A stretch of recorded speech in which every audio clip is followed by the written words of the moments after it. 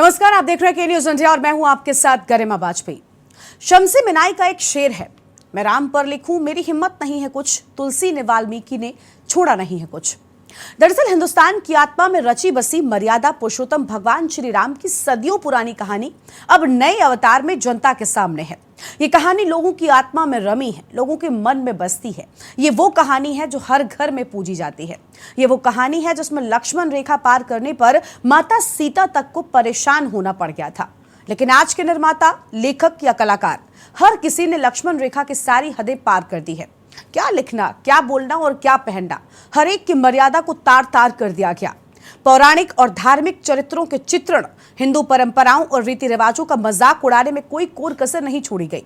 मर्यादा पुरुषोत्तम लोक हितकारी राम के बारे में तो बहुत कुछ लिखा गया है, बहुत कुछ पढ़ा गया है, लेकिन क्या 2023 में आदि पुरुष में डायलॉग लिखने वाले मनोज मुंतशिर शुक्ला ने रामानंद सागर की रामायण नहीं देखी? क्या उन्होंने कभी रामचरितमानस नहीं पढ़ी? इसी यूपी के अमेठी के गौरीगंज में जन्मे मनोज मुंतशिर के घर पर क्या कभी भी रामायण का पाठ नहीं हुआ? आदि पुरुष के किन संवादों पर विवाद है, लोगों की नाराजगी है, वो आज सबको पता है। मनोज मुंतशिर लिखने में मर्यादा पार कर गए, लक्ष्मण रेखा लांघ गए। मेरा सीधा सवाल है मुंतशिर साहब से कि हमने भी रामानंद सागर की रामायण देखी है, सरल सहज गानों में घुलते संवादों को सुना है। आपकी माँ, दादी, नानी ने कभी भी रामायण, राम और सीता के बारे में इस भाषा में नहीं बताया जिस भाषा में आपको आपकी दादी और नानी ने बताया, जैसा कि आप खुद कह रहे हैं। लिखने की छूट कभी भी इतनी छूट नहीं देती कि आप सभ्यता और संस्कारों को भूल जाएं।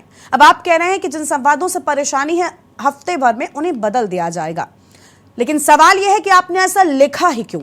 आप कह रहे हैं कि सनातन सेवा के लिए आपने ऐसा लिखा है। भाई, कौन सी सनातन सेवा है ये जो हिंदुओं के देवी देवताओं का अपमान करती है? और ये पहला मौका नहीं है, बल्कि पहले भी आप जातिवाद को बढ़ावा दे चुके हैं। चंद्रशेखर आजाद, जो कि पूरे देश के लिए क्रांतिकारी हैं, आजाद हैं, उन्हें आपने ब्राह्मण बताकर जातिवाद का जहर घोला था। अब सवाल यह है कि आखिर प्रसिद्धि पाने वाले लोग, मशहूर हो जाने वाले लोग भाषा की मर्यादा को क्यों भूल जाते हैं? उन्हें क्यों लगता है कि वो सर्वज्ञानी, सर्वशक्तिमान हो गए हैं? और आज इसी फिल्मी रामायण को लेकर हम विस्तार से बातचीत करेंगे, लेकिन उससे पहले आपको हम ग्राफिक्स के जरिए दिखाएंगे कि आखिर फिल्म के किन विवादित डायलॉग्स को लेकर विवाद हो रहा है। आप स्क्रीन पर देख सकते हैं। लंका दहन से पहले इंद्रजीत बजरंग बली की पूंछ में आग लगाने से पहले कहते हुए दिखाई देते हैं, जली ना अब और जलेगी। बेचारा जिसकी जलती है वही जानता है। जिस पर बजरंग बली जवाब देते हैं कि कपड़ा तेरे बाप का, तेल तेरे बाप का, जलेगी भी तेरे बाप की। फिल्म में बजरंग बली जब मां सीता से मिलने अशोक वाटिका जाते हैं, वहां उन्हें लंका का एक राक्षसी सैनिक रोकते हुए बजरंग बली से कहता है, क्या तेरी बुआ का बगीचा है जो हवा खाने चला आया? फिल्म में लंका दहन के बाद जब बजरंग बली राम सेना के पास पहुंचते हैं तो लंका में हुए दहन की व्याख्या में कहते हैं, लंका में बोल कर आया हूं कि जो हमारी बहनों को हाथ लगाएंगे उनकी लंका लगा देंगे। फिल्म में विभीषण जब रावण को समझाने जाते हैं तब कहते हैं, भैया आप अपने काल के लिए कालीन बिछा रहे हैं। लक्ष्मण को मूर्छित करने के बाद इंद्रजीत फिल्म में कहते हैं, मेरे एक सपोले ने तुम्हारे शेषनाग को लंबा कर दिया, अभी तो पूरा पिटारा भरा पड़ा है। फिल्म में रावण विभीषण से कहता है, अयोध्या में तो वो रहता नहीं, रहता तो वो जंगल में है और जंगल का राजा शेर होता है, तो वो कहाँ का राजा है रे? तो सुना आपने कि किस तरीके के फिल्म में फूहड़ और सड़क छाप भाषा का इस्तेमाल किया गया है। पूरे देश में आज इस फिल्म को लेकर जिस तरीके से विरोध हो रहा है वो भी हम सब के सामने है, लेकिन सबसे बड़ा सवाल ये कि आखिर रामायण पर आधारित फिल्म या रामायण के जो पात्र रहे हैं, जिन्हें हम प्रभु मानते हैं, जिन्हें हम पूजते हैं, उनके मुंह से इस तरीके के शब्द भला निकलवाने की हिमाकत कैसे कर जाते हैं कुछ लेखक या फिर कुछ कलाकार? आज इसी मुद्दे पर विस्तार से बातचीत होगी। कई खास मेहमान हमारे साथ में जुड़ेंगे, लेकिन उससे पहले आपको हम लगातार दिखा रहे हैं कि फिल्म के विवादित डायलॉग कौन से थे। आपको बता दें कि एक तरफ आज इस पूरे देश में विवाद हो रहा है, न सिर्फ देश में बल्कि विदेशों में भी हमने देखा कि किस तरीके से इस फिल्म को कई जगहों पर बैन तक किए जाने की बात सामने आई है। और देश में एक तरफ हिंदू समाज, सनातन धर्म के लोग इस फिल्म का विरोध कर रहे हैं, तो वहीं दूसरी ओर अब इस फिल्म को लेकर बवाल भी होना शुरू हो चुका है। आज लखनऊ में हम सब ने देखा कि फिल्म का किस तरीके से पोस्टर जलाया गया है और लोगों ने उनके साथ खिलवाड़ किया गया है, उनके साथ छेड़खानी की गई है। और आज इसी पर विस्तार से बातचीत होगी।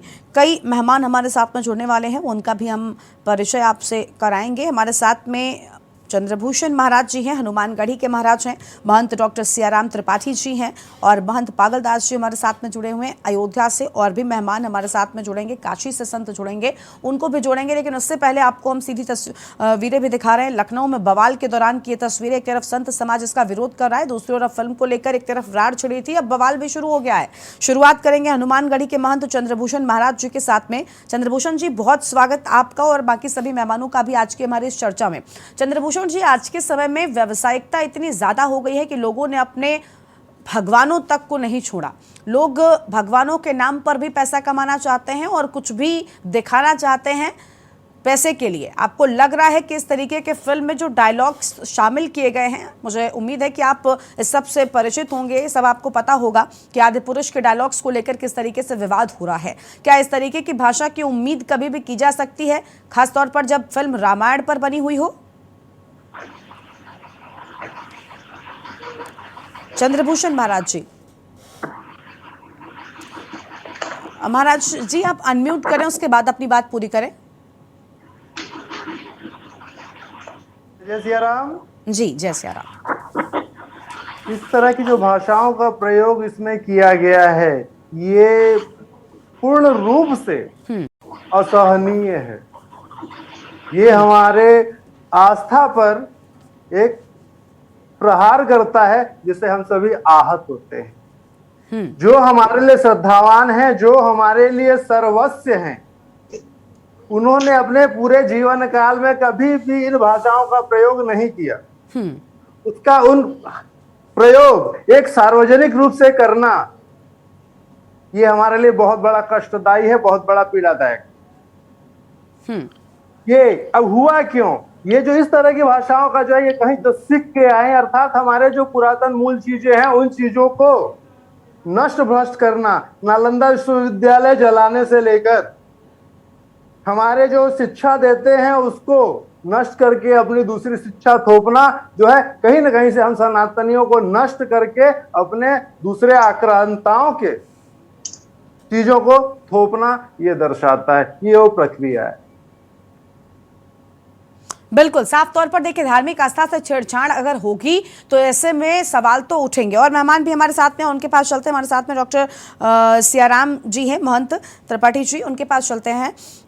सियाराम त्रिपाठी जी, हम आपसे जानना चाहेंगे कि इस तरीके के फिल्म में डायलॉग्स का इस्तेमाल किया गया है और जो लेखक हैं जिन्होंने इन डायलॉग्स को लिखा है, उनका ये मानना है, उनका ये कहना है कि भाई हम चाहते थे कि जो आज का युवा है वो रामायण को समझे, वो जाने, और आज का युवा भ्राताश्री और पिताश्री वाला भाषा नहीं समझेगा, इसी के चलते हमने यहाँ पर इस तरीके की भाषा का इस्तेमाल किया। उनके इन तर्कों पर आप क्या कहना चाहेंगे?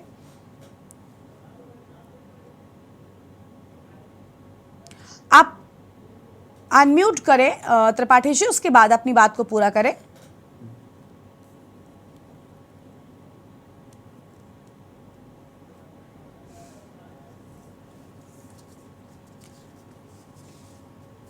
त्रिपाठी जी, आप अनम्यूट करें, उसके बाद अपनी बात को पूरा करें ताकि आपकी आवाज जी आपकी आवाज आ रही है, बोलिए। हाँ, जय श्री राम जी। मेरा कहने का तात्पर्य यह है कि परमात्मा जो होते हैं वो परमात्मा है, हम आत्मा है उनके। वो अंशी हैं, हम अंश हैं। वो ब्रह्म है, हम जीव हैं। वो भगवान है, इंसान है। इसलिए एक इंसान की भाषा इंसान की होती है, भगवान की भाषा भगवान जैसी होनी चाहिए, हनुमान की भाषा हनुमान जैसी होनी चाहिए। मुझे तो लगता है कि जिसने डायलॉग लिखा है वो रामचरितमानस कैसी किताब होती है उसका रंग रूप को भी नहीं देखा है। अगर रामचरितमानस को देखा होता, पढ़ा होता, तो निश्चित रूप से इस तरह की भाषा का प्रयोग नहीं करता। या रामचरितमानस की कथा भी कहीं सुनी होती तो इस तरह की भाषा का प्रयोग नहीं करता, क्योंकि भगवान राम आदर्श हैं और मर्यादा पुरुषोत्तम राम है। मर्यादा की रक्षा करने के लिए इस धराधाम पर आए थे। तो मर्यादा का उल्लंघन जब परमात्मा नहीं कर सकते हैं, तो मर्यादा का उल्लंघन उनके सेवक ज्ञानियों में जो अग्रगण्य है, सकल गुण के निधान है, जो अतुलित बलधाम हनुमान जी हैं, जिनको बुद्धि विद्या विवेक का खान माना गया है, वो तेरे जैसी और मेरे जैसी भाषा का कभी प्रयोग नहीं कर सकते हैं।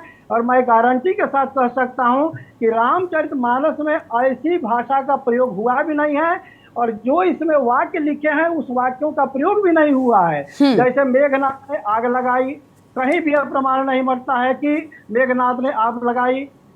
कपि के ममता पूछ पर सबई कहूँ समझाए, तेल बोरी पटवा निपुनी पावक देहु लगाए।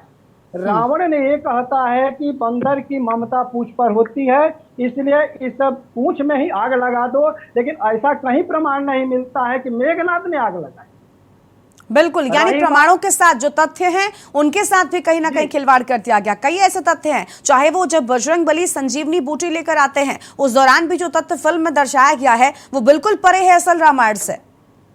रामचरितमानस में रामायण सतकोटि अपारा, अनंत कोटि रामायण सतकोटि अपारा है। किसी भी अध्यात्म रामायण हो, चाहे कंब रामायण हो, चाहे रामचरितमानस हो, चाहे वाल्मीकि रामायण हो, जिस तरह के इसमें कोटेशन लिखे गए हैं, जिस तरह के वाक्य लिखे हैं, ऐसा कहीं प्रमाण नहीं मिलता है। क्योंकि हम संगीतमय कथा प्रवक्ता है रामचरितमानस के, भागवत कथा भी करते हैं, देवी भागवत है, शिव महापुराण कथा, लेकिन ऐसा कहीं प्रमाण नहीं मिलता है। तो तुलनीय वस्तुओं से तुलना करनी चाहिए। भगवान की भाषा को, हनुमान की भाषा को तोड़ मरोड़ करके देना, ये सनातन धर्म से टोटली खिलवाड़ है। और हमारा ये कहना है कि इस तरह की कोई भी पिक्चर बने तो ध्यान रखा जाए कि हमारा देश धर्म प्रधान देश है, यहाँ सनातन धर्म है, और भगवान राम को राम के रूप में मानते हैं, हनुमान को हनुमान के रूप में मानते हैं। इसलिए राम और हनुमान बिल्कुल व्यक्तित्व से, उनके चरित्र से खिलवाड़ नहीं करना बिल्कुल चाहिए। ये हमारे प्रभु हैं, ये हमारे इष्ट हैं और हम इन्हें पूजते हैं। बिल्कुल बिल्कुल महंत जी, मैं आपके पास लौटूंगी। हमारे साथ में महंत अयोध्या से जुड़े हुए हैं महंत पागलदास जी, हम उनके पास चलेंगे। महंत जी, हम आपसे जानना चाहते हैं कि आपको क्या लगता है, अभी आपने सियाराम त्रिपाठी जी की बात सुनी, उनका भी यही कहना है कि सनातन धर्म के साथ खिलवाड़ आखिर क्यों हो रहा है। आपकी क्या राय है? क्या सनातन धर्म क्योंकि कट्टर धर्म नहीं है, क्या इसी के चलते लोग सनातन धर्म के जो भगवान हैं उनको लेकर इस तरीके की पिक्चर्स बनाते हैं? क्योंकि इसके पहले भी हमने देखा है जब काली मूवी आई उसमें किस तरीके से माँ काली के पोस्टर में वो सिगरेट पीती हुई दिखाई दी हैं। अब ऐसे में आखिर क्यों इतनी छूट है इन लोगों को? सनातन धर्म के देवी देवताओं का अपमान करने की छूट भला किसने दे दी? क्या सनातन कर्मियों को अब आगे आना होगा और ज्यादा, तब इस तरीके की हरकतों पर रोक लग पाएगी?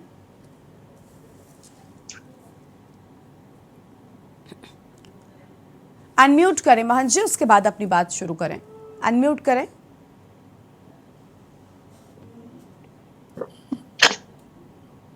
जय सीताराम जी सीताराम। जय अभी जो त्रिपाठी जी ने बताई है बिल्कुल सत्य बात बताई है त्रिपाठी जी ने। हमारे धर्म को जब किसी को कमजोर बनाना हो तो उसकी संस्कृति कमजोर कर दी जाए। और जितने भी फिल्म वाले हैं, अभी पूज्य रामानंद सागर जी की रामायण आई थी, जब रोड बंद हो जाते थे, गाड़ियां नहीं चलती थी, सब रुक करके रामानंद सागर जी की रामायण देखते थे। छोटे से बुढ़े तक सभी देखते थे, उस पर कोई वाद विवाद नहीं था।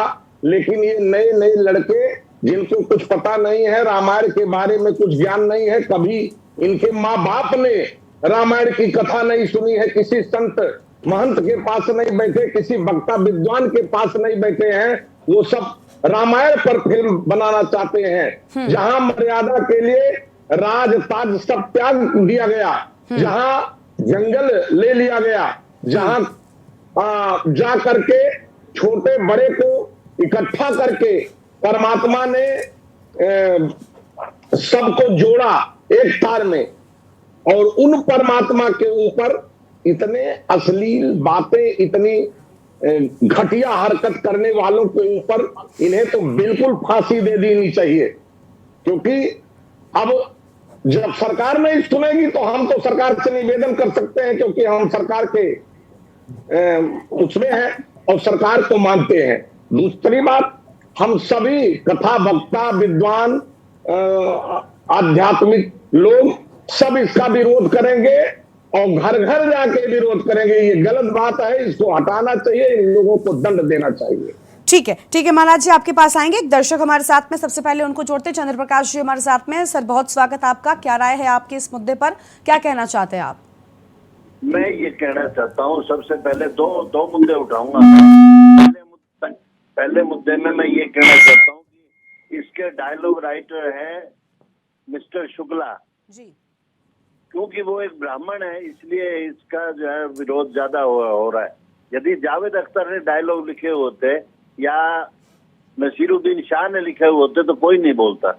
एक ब्राह्मण ने डायलॉग लिख दिए, और एक ब्राह्मण का बच्चा उत्तर प्रदेश से, और वो भी अमेठी से, अपनी रोजी रोटी के लिए, पेट के लिए चला गया, और उसका हो रहा है विरोध मैं मान रहा हूँ कि उसमें डायलॉग उनको सोच समझ के लगने चाहिए थे, परंतु वो कह रहे हैं कि मैंने आजकल के युवा के मतलब युवा के विचारों को ध्यान रखते हुए किया है। खैर वो एक बात है। दूसरी बात मैं ये कहना चाहता हूँ कि गीता प्रेस गोरखपुर के ऊपर जो कांग्रेस अपना एजेंडा चला रही है, ये तो हिंदुओं के साथ सरासर अत्याचार है। तो कांग्रेस ने ये दोनों मुद्दे उठा लिए, हिंदुओं के ऊपर अत्याचार करने के लिए गीता प्रेस गोरखपुर का सहारा लिया और उसी के साथ साथ जो है इन्होंने शुक्ला का सहारा लेकर के और जो है एक्चुअल में ये प्रधानमंत्री के ऊपर अटैक कर रहे हैं, जो कि काबिले तारीफ नहीं है, काबिले बर्दाश्त नहीं है, ये सरासर गलत है। धन्यवाद। ठीक है सर, बहुत शुक्रिया। देखिए हर व्यक्ति की अपनी व्यक्तिगत राय हो सकती है, लेकिन बड़ा सवाल यह है कि देखिए लिखने वाला कोई भी हो, लेकिन किसके बारे में लिखा जा रहा है और क्या लिखा जा रहा है, इस बात पर विशेष ध्यान होना चाहिए। एक दर्शक और है हमारे साथ में, प्रेम जी, उनको भी जोड़ लेते हैं। बहुत स्वागत आपका सर, क्या कहना चाहते हैं आप? सीएम नहीं जानते हैं, आसाम के सीएम नहीं जानते हैं जिन्होंने राम के ऊपर इतनी बात करी, तो आज ये अगर इतना दिन हो गया है उन्होंने कोई एक्शन क्यों नहीं लिया? दूसरी फिल्में आई उन्होंने तुरंत एक्शन ले लिया। मैम हमारे घर में भी तो दोष है ना, अगर हमारी जनता खाली लड़ रही है, आज वो कोई भी है युवक आके हो अल्लाह मचा रहे हैं, इस समय तो हमारे पीएम और सीएम को पूछ जाना चाहिए उसमें क्या करना चाहिए। बैन करनी है तो बैन करना चाहिए, चलाई है तो चलाना चाहिए। और देश में बैन कर दिया आपने। बोर्ड की जिम्मेदारी है, सेंसर बोर्ड इसके लिए जिम्मेदार माना जाता है। और प्रेम जी, इसीलिए जो देश की जनता है वो आवाज उठा रही है ताकि सेंसर बोर्ड तक भी ये बात पहुंचे कि किसी भी फिल्म के रिलीज से पहले अगर जिम्मेदारी उनको सौंपी गई है तो कहीं ना कहीं ध्यान रखकर चीजों को आगे बढ़ाया जाए। शुक्रिया आपका प्रेम जी अपनी बात यहाँ पर रखने के लिए। मेहमान हमारे साथ में लगातार बने हुए, उनके पास चलते हैं। हमारे साथ में कमलेश झा साहब जुड़े हुए हैं, काशी से संयोजक हैं बीजेपी के, उनका भी बहुत स्वागत सर, आपका भी। कमलेश जी, अभी सुना आपने, एक दर्शक जी हमारे साथ में जुड़े हुए थे, प्रेम जी, उनका ये कहना है कि भाई बाकी की फिल्म्स आती हैं तब तो सरकार मुखर होकर आगे आती है और कहती है कि नहीं सच है, चाहे कश्मीर फाइल्स हो या केरला स्टोरी हो, लेकिन इस फिल्म पर अब तक सरकार की प्रतिक्रिया नहीं आई है, क्योंकि शुक्ला जी के वहां पर डायलॉग्स थे या बहुत सारे मुद्दे जनता की ओर से इस तरीके की बातें उठाई जा रही हैं। आप बताइए, आप बीजेपी के संयोजक हैं, आप क्या कहना चाहेंगे? फिल्म के बारे में आपको पता ही होगा कि किस तरीके की भाषा का, सड़क छाप भाषा कह लें या फूहड़ भाषा कह लें, आप कुछ भी कह सकते हैं, क्योंकि भगवान राम या बजरंग बली के मुंह से इस तरीके के शब्द सुनना अभी जनता बर्दाश्त नहीं कर पा रही है, इसे पचा नहीं पा रही। आपकी राय क्या है? जी गरिमा जी, धन्यवाद आपको। सबसे पहले मैं आपको बताऊं कि राम हमारे सनातन संस्कृति के आत्मा हैं। जैसे ये पूरा शरीर है तो हम कहते हैं रामो विग्रहवान धर्मः, राम जो है वो धर्म के विग्रह हैं। और जब राम के स्वरूप का वर्णन हम करते हैं तो कहते हैं नीलांबुजश्यामल कोमलांगम सीता समारोपित वाम भागम बाणो महासायक चारु चापम। ऐसे राम का जो स्वरूप है उसको जिस तरह से वो गज्जिन मूछे, वो कटीली दाढ़ी, वो समराई हुई बाल, इस तरह निस्तेज आंखें, और रामायण कहने मात्र से ही जो लोग ये तर्क देते हैं कि आज के युवा, तो आज के युवा, अभी महात्मा जी बोल रहे थे कि जब रामानंद सागर की रामायण टीवी पर दिखाया जाता था तो सड़कें सन्नाटामय हो जाया करती थी।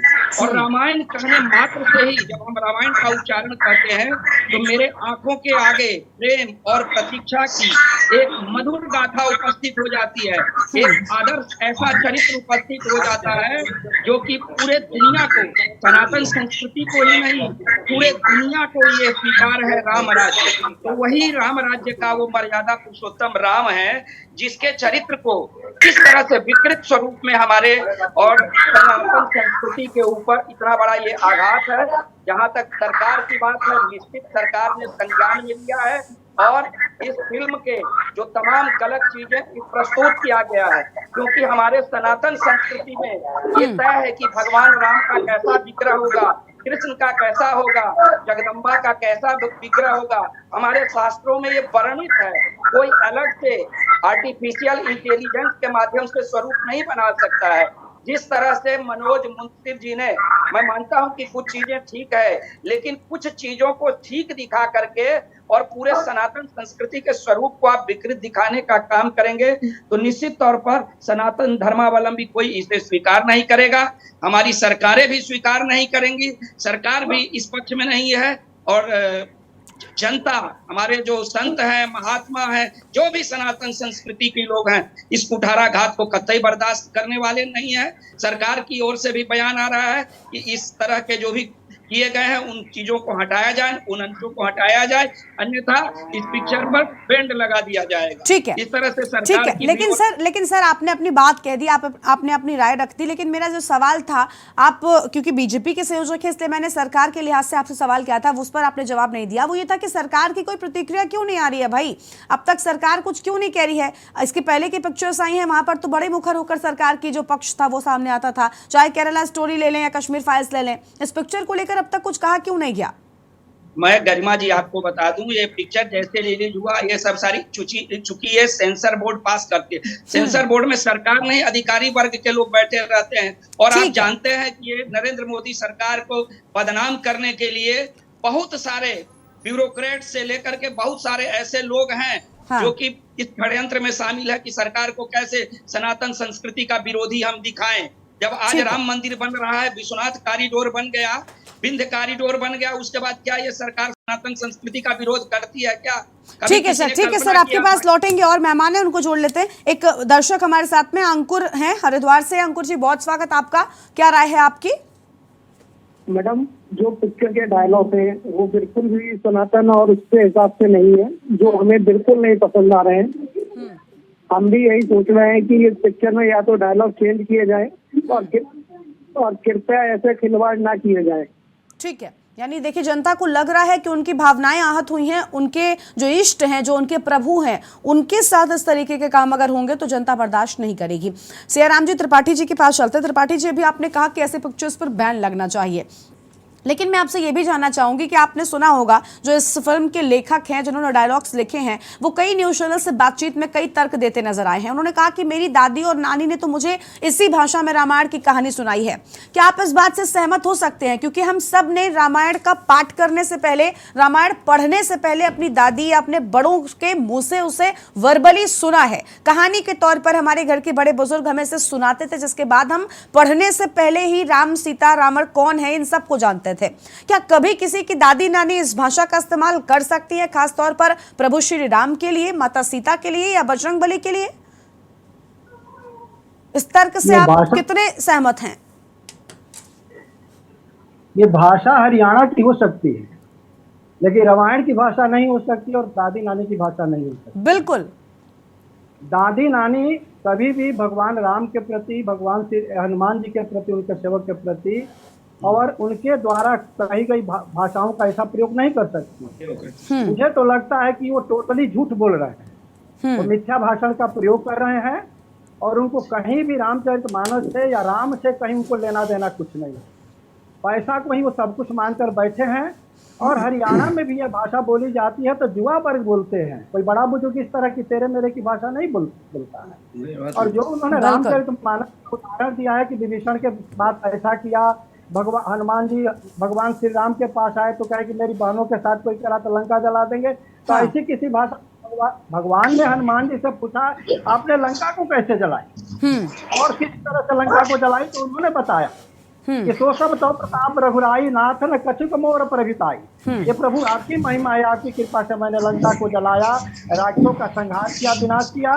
लेकिन कभी ये नहीं कहा कि हमने बहनों को बोलकर आए कि मेरी बहनों का होगा तो लंका हम जला दें। तो मुझे लगता है कि लिखने शतम बाद माँ लिखो, कहा गया कि 100 बोलिए लेकिन एक लिखने के पहले 1000 बार करोड़ बार सोचिए कि हम लिखने क्या जा रहे हैं। बिल्कुल, लेकिन आजकल हर कोई लेखक बन जा रहा है, हर कोई प्रोड्यूसर बन जा रहा है, हर कोई राइटर बन जा रहा है। लेकिन पहले वर्षों की तपस्या करने के बाद, सैकड़ों हजारों किताबों पढ़ने के बाद कुछ बात लिखते थे लोग और समाज के बीच में लाते। हमारा कहना यह है कि इसी फिल्म पर ही बैन नहीं होना चाहिए, बल्कि हमेशा के लिए नियम बनना चाहिए कि जब भी किसी प्रकार का अगर श्री राम के प्रति और लक्ष्मण के प्रति चाहे हनुमान के प्रति कोई किसी तरह की इस तरह शब्द भाषा का प्रयोग उनके द्वारा बुलवाता है तो उन पर FIR दर्ज करके उनको अरेस्ट करना बिल्कुल। कई शहरों में त्रिपाठी जी, कई शहरों में इस फिल्म के लेखक हों या फिर फिल्म के जो निर्माता हों उनके खिलाफ FIR दर्ज करवाई गई है। अब तो लोग सड़कों पर उतरकर विरोध कर रहे हैं, फिल्म के पोस्टर्स फूके जा रहे हैं। सेंसर बोर्ड की भी जिम्मेदारी बनती है, बिल्कुल, बहुत बड़ी जिम्मेदारी है। संस्कार हमारे समाज में ना है, जैसे समाज के लोगों का चरित्र का आनंद हो, आचरण का आनंद हो, और हमारी भारतीय संस्कृति और जो संस्कार है वो सुरक्षा में ना। ठीक है सर, आपके पास लौटेंगे। एक दर्शक हमारे साथ में, उनको जोड़ते हैं। गिरीश शुक्ला जी कानपुर से जुड़े हुए, बहुत स्वागत सर आपका। क्या कहना चाहेंगे आप गिरीश जी? मैं ये कहना चाहता हूँ कि सरकार को ध्यान देना चाहिए। जैसे अभी कोई बीजेपी के नेताजी कह रहे हैं कि मोदी जी को बदनाम करने के लिए सब किया गया है, उन सारे ऑफिसरों को नौकरी से निकाल बाहर क्यों नहीं करते मोदी साहब? दूसरी बात, हम ये प्रार्थना करते हैं सरकार से, किसी भी धर्म की किसी भी पूजा पद्धति की पिक्चर बनाने पे टोटल पाबंदी होनी चाहिए, क्योंकि फिल्म इंडस्ट्री में ऐसा कोई कैरेक्टर नहीं है जो किसी भी धर्म के अनुकूल आचरण करते हुए फिल्मांकन कर सके। सभी का खान पान गलत है, रहन सहन गलत है, इसलिए वो लोग अपनी मानवीय चीजों की कहानियां बनावे। जो धार्मिक कहानियां हैं उन पर किसी भी प्रकार की पिक्चर बनाने पर टोटल पाबंदी होनी चाहिए, और अन्यथा आए दिन यही झगड़े होते रहेंगे, इसी प्रकार के होते रहेंगे।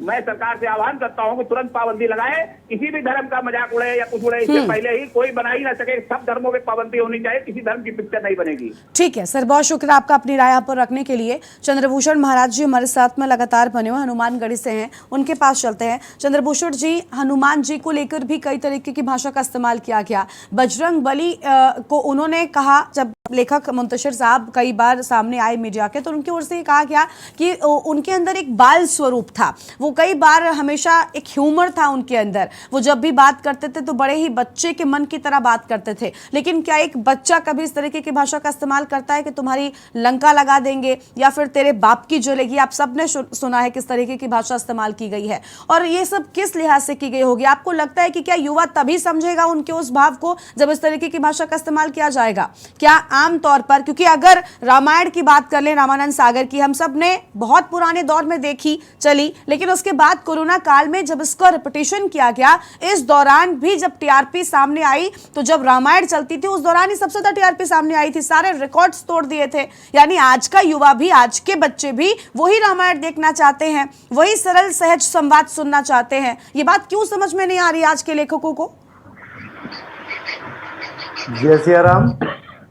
राम जी, उनका आचरण, उनकी वाणी, सब कुछ हम सनातनियों के रोम रोम में रचा बसा हुआ है जी।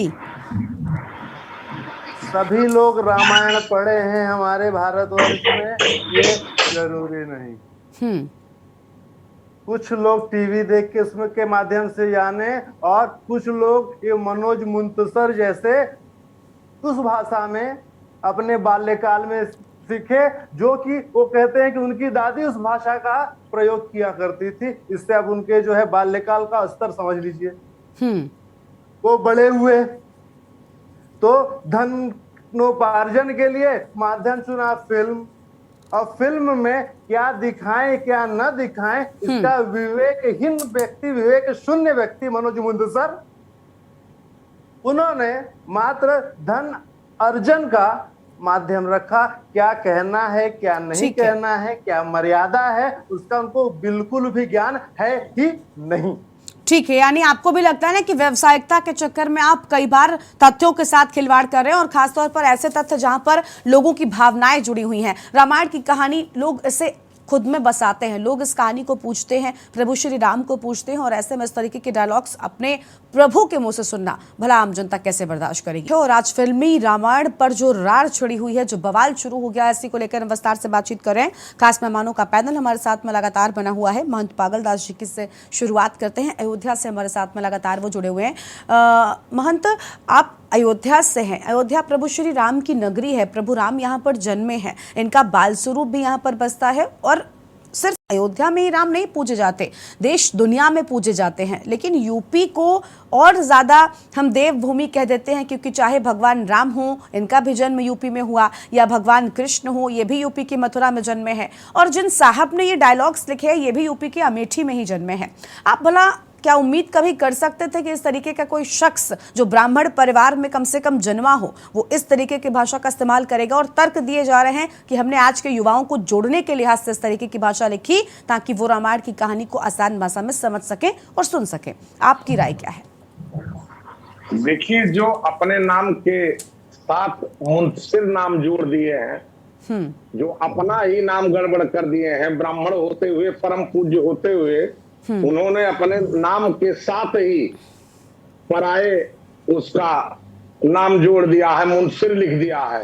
वो क्या कर सकते हैं? आध्यात्मिक ज्ञान उनको है ही नहीं है। जिस अमेठी में बड़े बड़े ज्ञानी महाज्ञानी पैदा हुए हैं, जिस अमेठी में बड़े बड़े लेखक पैदा हुए, बड़े बड़े अधिकारी पैदा हुए, बड़े बड़े ज्ञानी पैदा हुए हैं, वहां पैदा होकर के इन्होंने अपने जन्मभूमि को, अपने नानी नाना को, सबको बेइज्जत कर दिया है। जिस भाषा का प्रयोग उन्होंने किया है वो भाषा नानी दादी कभी भी नहीं बता सकती। मेरा भी ननिहाल अमेठी में है, मैं जानता हूं वहां की भूमि को, उस भूमि को प्रणाम है, लेकिन ऐसे नालायक को कदापि नहीं प्रणाम है जिसने हमारे अध्यात्म पर, हमारी संस्कृति पर कुठाराघात किया है। जितने भी महापुरुष यहाँ बैठे हैं सबको मेरा प्रणाम है। सब अपनी बात कह रहे हैं और बहुत अच्छी बात कह रहे हैं। हम तो एक बात जान रहे हैं कि रामानंद सागर जी की रामायण आई थी, किसी ने कोई टीका टिप्पणी नहीं की, सब प्रणाम करके बैठे बैठे छोटे से बड़े बिल्कुल अश्रुपूरित हो जाते थे, रामायण देखते थे। लेकिन आज इस पे फिल्म आने से पहले क्यों सिर्फ हमारे ही धर्म को टारगेट बनाया जाता है और धर्मों पर क्यों नहीं ये लोग कुछ करते? बिल्कुल, लेकिन महंत जी यही सवाल है ना कि देखिए एक पिक्चर को लेकर आज हम बात कर रहे हैं। बात सिर्फ एक पिक्चर या इन डायलॉग्स की नहीं है, इसके पहले भी कई बार हमने ऐसा देखा है जब हिंदू देवी देवताओं का फिल्मों में अपमान किया गया। मां काली को आप सिगरेट पीते हुए पोस्टर में दिखाते हैं, क्यों? ताकि इस तरीके की कंट्रोवर्सी हो, आपको फ्री की पब्लिसिटी मिल जाए, आपकी फिल्म चल जाए और आपको पैसे बन जाए। आपको लग रहा है कि धन अर्जन के लिए इस तरीके के हथकंडे अपनाए जाते हैं? गरिमा जी, पैसा तो सब छोड़ के यही चले जाना है। बड़े बड़े चले गए, ये है क्या? बड़े विक्रम डेढ़ दधीच गए और पारत गए जिन भारत खाना, बाल महाबलवान गए जिनकी कखरी 10 कंध समाना, गए दुर्योधन जंग जरे 64 कोस में 76 ताना, धरा का प्रमाण यह तुलसी जो फरा सो झरा और जो बरा सो बुताना। ये बड़े हैं ना, बहुत जल्दी बुझ जाएंगे, देर नहीं लगेगी। पैसे के लिए इतना गिरना नहीं चाहिए। हम लोग कथावाचक है, रोज कथा करते हैं, कभी पैसे की कहीं चर्चा नहीं करते हैं। क्या बात आप कर रही हैं? ये जो है पैसे के लिए इतने गिर गए हैं कि अपनी दादी नानी सबको मिटा के रख दिए हैं। उस भूमि को जो भूमि प्रणम्य है, उस भूमि को अपमानित कर दिया इस बंदे ने जन्म लेकर के। हमारे धर्म को इतना सरल और हमारे भारतीय संस्कृति के सनातनियों को इतना सरल समझ लिया है लोगों ने। लेकिन एक बात याद रखिए, जब हम राम के वंशज हैं, हम राम के उपासक हैं, हम हनुमान की जिन मोह मारा ते मैं मारे, ये बात जानते हैं। ये ध्यान रखिएगा कि जब ये लोग हमारे उस पे जब तक हमको कुछ कहेंगे हम कुछ नहीं, लेकिन हमारे धर्म पर अगर आक्षेप करेंगे तो हम इनको छोड़ नहीं सकते। बिल्कुल बिल्कुल, देखिए विरोध करेंगे और हमेशा जो है इनके साथ जैसे ये चाहेंगे उसी भाषा में इनको जवाब दिया जाएगा।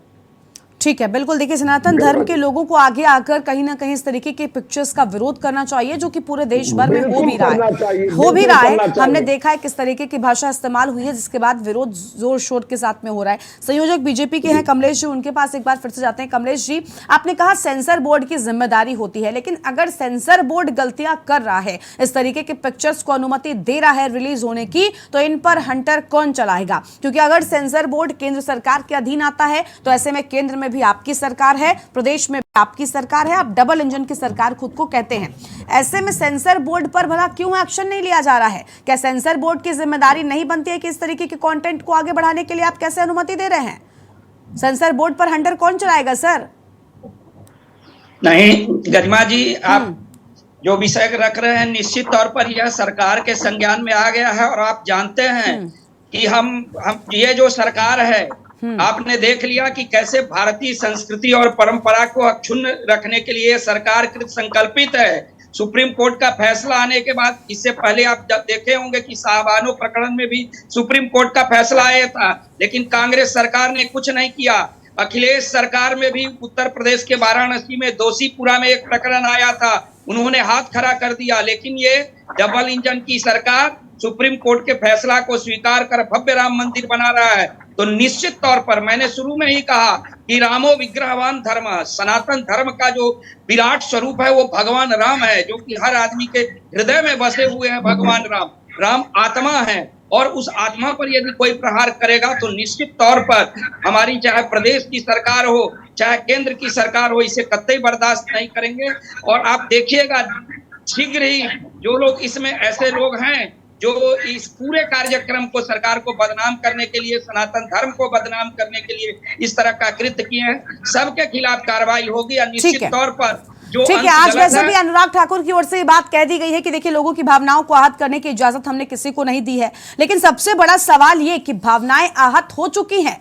महंत काशी से हमारे साथ में सियाराम जी त्रिपाठी जी हैं। त्रिपाठी जी, आप बताइए, फिल्म के जो लेखक हैं वो कह रहे हैं कि हफ्ते भर के भीतर हम इन डायलॉग्स को हटा देंगे। 4000 में से अगर 5 डायलॉग्स आम जनता को पसंद नहीं आते तो उनकी भावनाओं को हम बड़ी कद्र करते हैं। एक तो आपने ऐसी बातें लिखी, उसके बाद भी आप जनता का प्रेम जो है वो देख लीजिए किस तरीके से दिखा रहे हैं। कह रहे हैं कि भाई 3095 डायलॉग्स अगर पसंद आ रहे हैं और 5 नापसंद है तो हम उनको बदलेंगे। हम कद्र जानते हैं आम जनता की और 1 हफ्ते के भीतर बदल देंगे। लेकिन इस हफ्ते भर में अब तक जो पिक्चर चली है, क्या लोगों की भावनाएं आहत नहीं हुई? क्या जिन बच्चों ने इस तरीके की भाषा सुन ली अपने प्रभु के मुंह से, क्या उनके मन में ये बात बैठ नहीं जाएगी कि क्या इस तरीके की भाषा इस्तेमाल करते थे भगवान?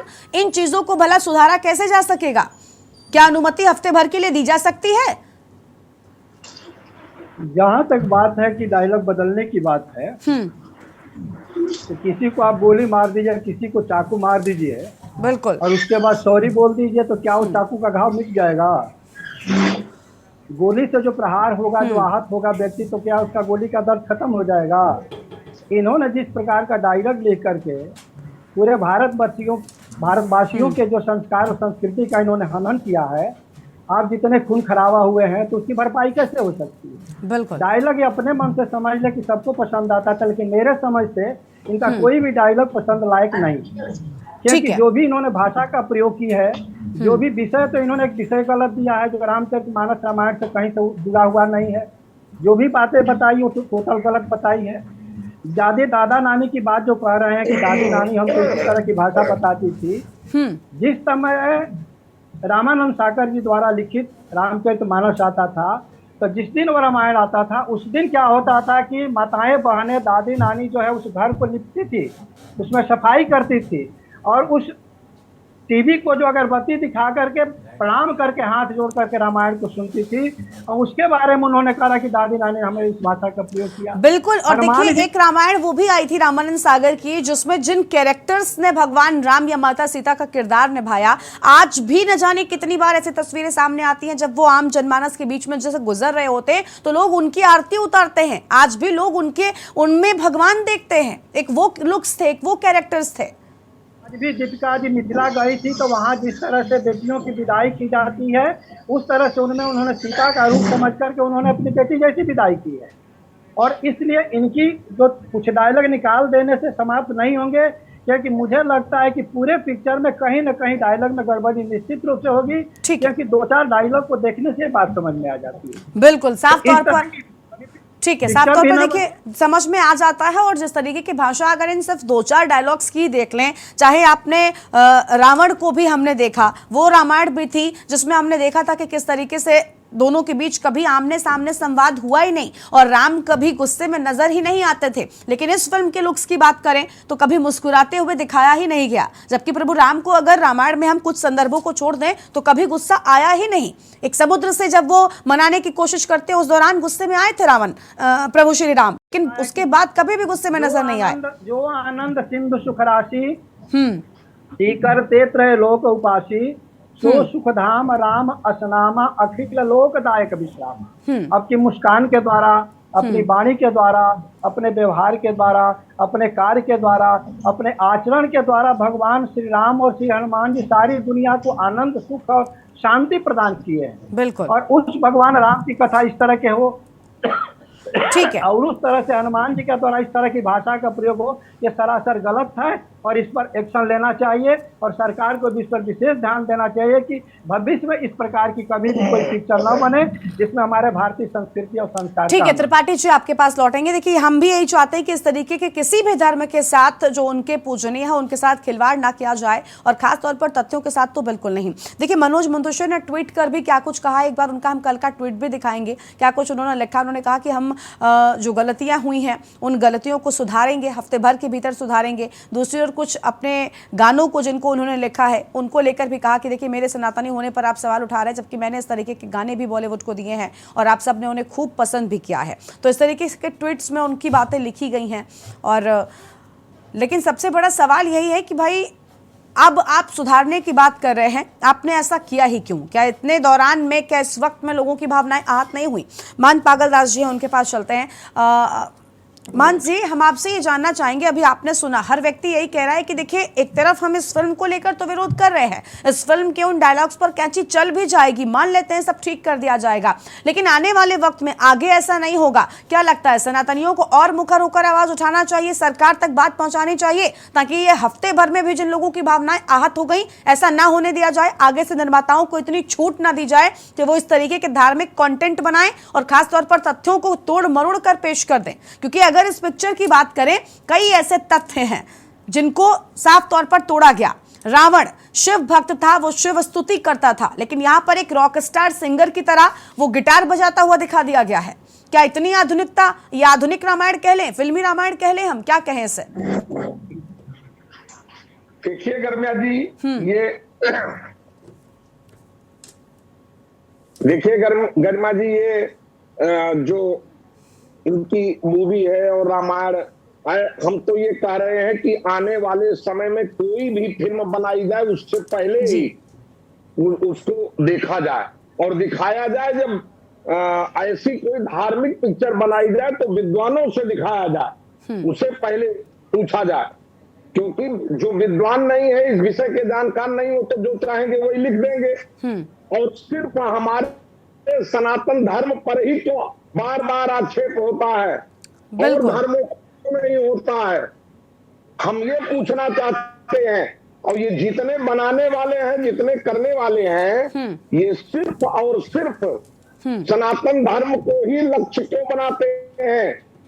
हम इतने कमजोर हो गए हैं? हम इतने कमजोर हैं नहीं, हम सिर्फ सरल हैं। हमारी सरलता का नाजायज फायदा ये लोग उठाते हैं। और जिस दिन सरलता समाप्त हो जाएगी ना, हम अपने रूप में आएंगे, तो हम राम के वंशज हैं, हम धनुष उठाना भी जानते हैं।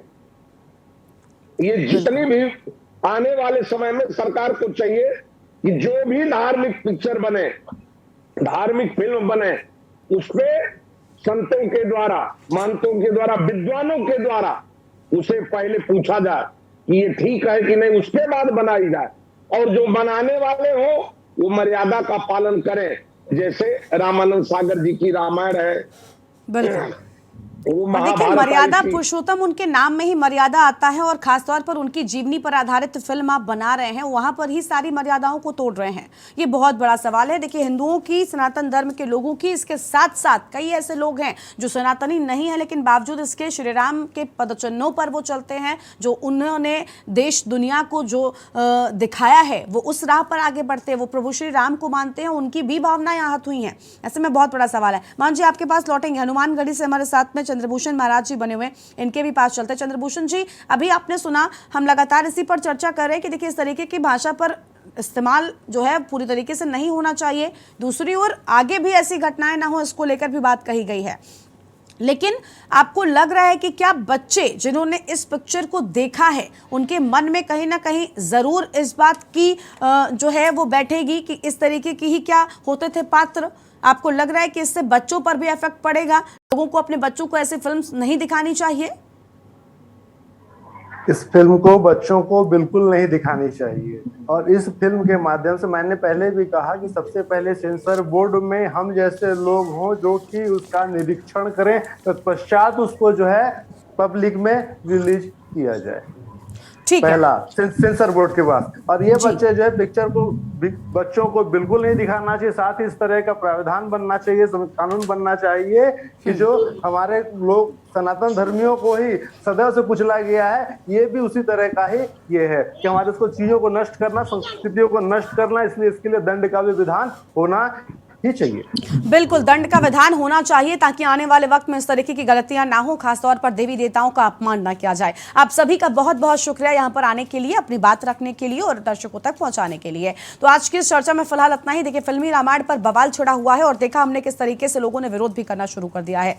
अब सीधा आपको बलरामपुर लेकर चलते हैं, जहां पर मुख्यमंत्री योगी आदित्यनाथ पहुंचे हुए हैं।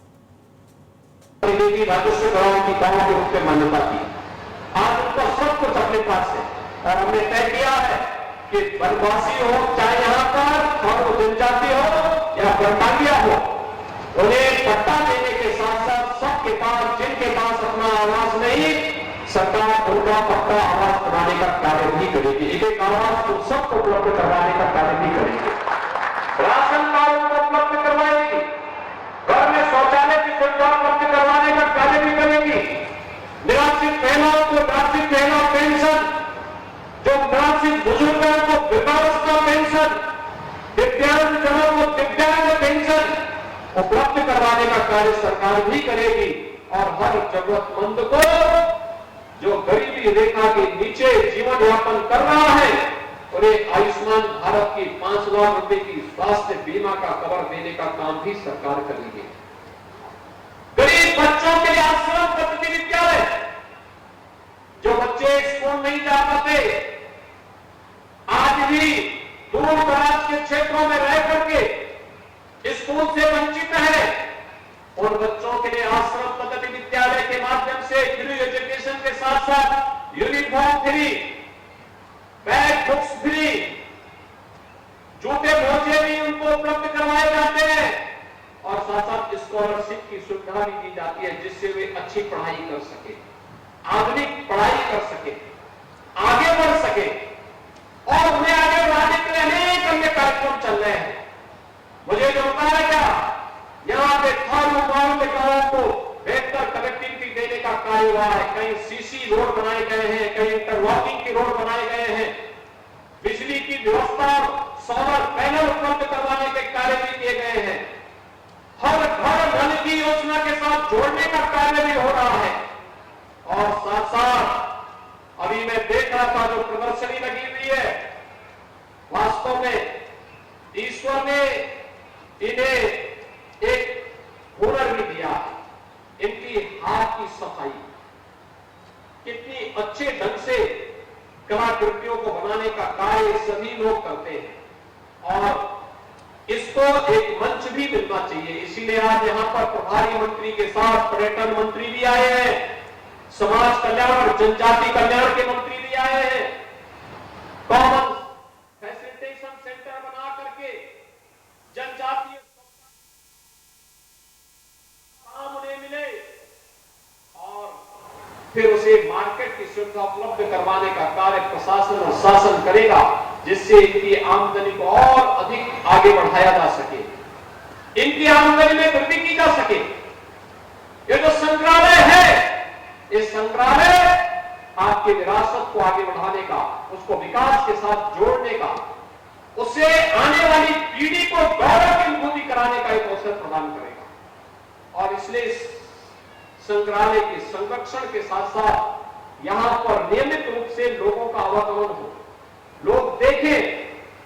मैं यहाँ के जो मुखिया हैं, थारू जनजाति से जुड़े हुए जितने ग्राम प्रधान हैं या मुखिया हैं, उनसे भी मैं अनुरोध करूंगा कि उनके पास जो पुराने थारू संस्कृति से जुड़े हुए ऐसे सामान पड़े होंगे, जिनको आज के समय में हो सकता है कि वे उपयोग में कर रहे हो, लेकिन वह संग्रहालय में रखने लायक होंगे, वह यहाँ पर संग्रहालय में उपलब्ध करवाएंगे। तो उसके नीचे हम एक पट्टिका में उनका नाम जरूर लिखेंगे, ये प्रदान किया गया है, तो ये संग्रहालय के साथ उनका नाम भी हमेशा के लिए अमरता की ओर बढ़ जाएगा। संग्रहालय में लोग देखेंगे कि कितनी प्राचीन विरासत इसके साथ जुड़ी हुई है। एक कार्य करना और संग्रहालय को बलरामपुर से, तुलसीपुर से पचपेड़वा और गैसोली से लोग आ सके, वहां से बस सेवा के साथ जोड़ना। लोग आए, स्कूली बच्चों को भी घुमाइए, यहाँ पर ला करके अच्छी सुविधाओं को उपलब्ध करवाइए, दिखाइए।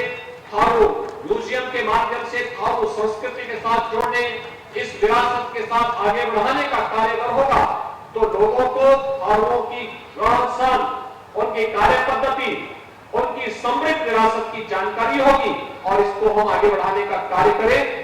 भाइयों बहनों, विरासत को भुला करके कोई समाज कभी आगे नहीं बढ़ सकता और उसका नमूना है कल एक और कार्य हुआ।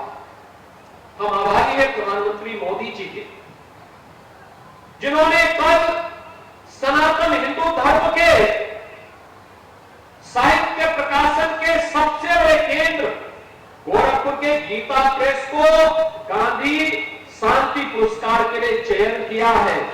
और भाइयों बहनों, आपने देखा होगा गीता प्रेस पिछले 100 वर्षों से धार्मिक साहित्य प्रकाशन का सबसे बड़ा केंद्र रहा है।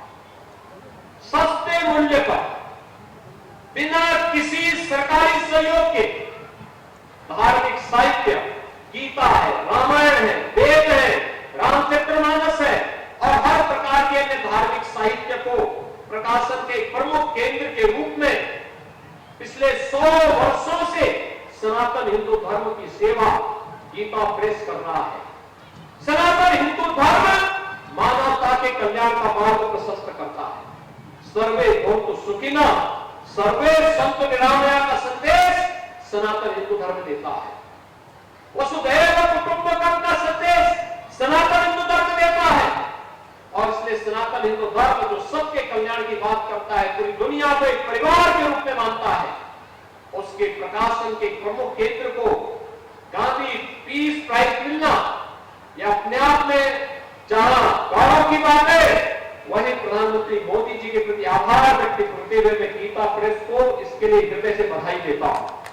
लेकिन भाइयों बहनों, जिन लोगों को अपनी विरासत पर गौरव की अनुभूति नहीं होता है, जो लोग अपने आप को एक्सीडेंटल हिंदू कहते थे, उनके वर्तमान वंशज भी गीता प्रेस को मिले इस सम्मान को नहीं पचा पा रहे हैं। यानी उनको लगता है कि गीता प्रेस को इस सम्मान क्यों दे दिया गया, क्योंकि गीता प्रेस को मिला यह सम्मान सनातन हिंदू धर्म के प्रति अनुराग रखने वाले दुनिया के 100 करोड़ हिंदुओं का सम्मान है और इसको आज कांग्रेस बचा नहीं पा रही है।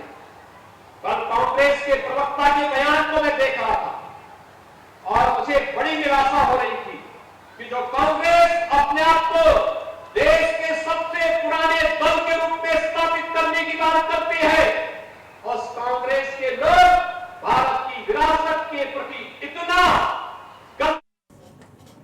तो बलरामपुर से आप सुन रहे थे मुख्यमंत्री को, जहां पर उनकी ओर से अहम बातें कही गई हैं। दूसरी ओर फिल्मी रामायण पर रार को लेकर आज उन्होंने विस्तार से बातचीत की है, जहां पर एक तरफ पूरे देश में विरोध है तो वहीं दूसरी ओर अब साधु संतों का भी यही मानना है कि सेंसर बोर्ड पर भी हंटर चलना चाहिए। इसके साथ ही ऐसे निर्माता और कलाकारों को भी ध्यान रखना चाहिए कि हिंदू देवी देवताओं या फिर किसी भी धर्म के पूजनीय लोगों का अपमान न होने पाए। इस कार्यक्रम में इतना ही। आप देखते रहिए न्यूज़ इंडिया। नमस्कार।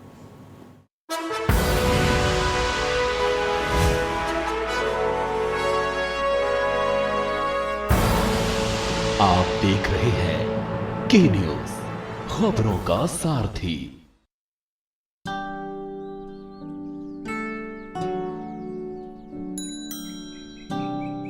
जी, ये चिट्ठी है बेटा आपकी। भैया चिट्ठी आई है आपकी।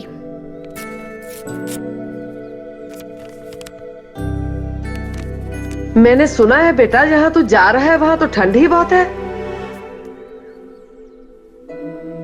क्या हुआ बेटा? है बेटा? पंजाब सरकार की चिट्ठी है मम्मी। मेरी नौकरी लग गई, सरकारी नौकरी लग गई मम्मी।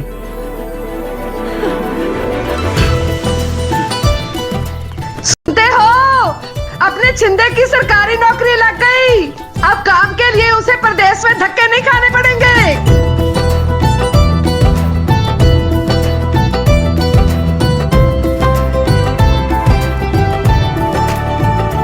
पिछले एक साल में मुख्यमंत्री भगवंत मान पंजाब की तरक्की के लिए देश विदेश से 48,000 करोड़ का निवेश लेकर आए हैं। साथ ही साथ हमारे पंजाब के 29,000 से भी ज्यादा युवाओं को पक्की सरकारी नौकरी का तोहफा दिया है। पंजाब के युवाओं के लिए अब प्राइवेट सेक्टर में 2,77,000 नौकरियां खुल गई हैं। अब पंजाब के युवाओं की तरक्की हुई एकदम पक्की। देखें कौन नया खिलाड़ी आया है, समझा देते हैं, प्यार से समझाएंगे। ये तो अपनी जुबान है। जुबान एक हो तो दिल भी एक होने चाहिए। विमल बोलो जुबान केसरी।